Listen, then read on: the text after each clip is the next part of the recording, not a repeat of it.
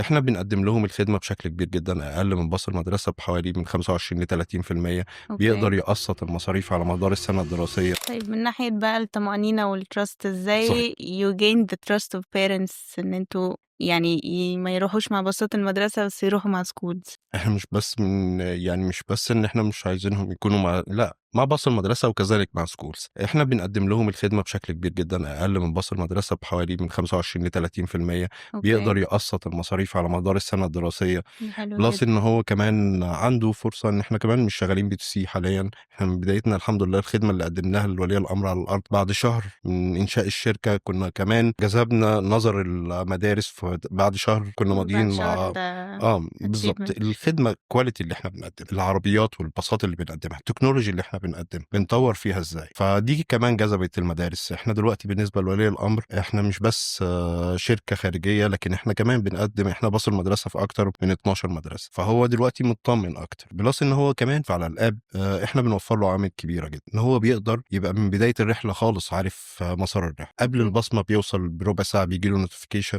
إن الباص قدامه ربع ساعة بيوصل، أول ما بيوصل تحت البيت، كذلك بيقدر يتراك الرحلة من البيت لغاية المدرسة، بيشوف سرعة العربية، بيقدر يطّلع على الأوراق القانونية الخاصة بالسواق، سواء رخصته، رخصة العربية، الفيش والتشبيه وتحليل أوكي، دي حاجة المخدرات. مهمة جدًا بالضبط. بصراحة.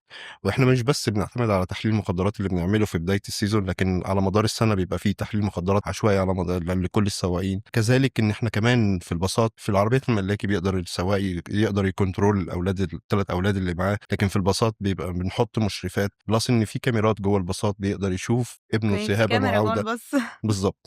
إحنا يمكن كمان عندنا كمان SaaS product دلوقتي بنقدّمه للمدارس كتكنولوجي خاصة بschools يقدر يقدّمها يتابع بيها خطوط السير للمدارس اللي عندها الفليت أو الباصات الخاصة بيها، يقدر يبقى عندهم dashboard شايفين الباصات بتاعتهم رايحة فين وجاية منين، شايفين إيه اللي جوه الباص، سرعتها عاملة إزاي، إمم. بيقدّموا لولي الأمر كذلك الapp اللي يقدر يتابع بيه ابنه الحضور والانصراف، نبقى عارفين أكتر عن المشاكل اللي بتحصل في الباصات.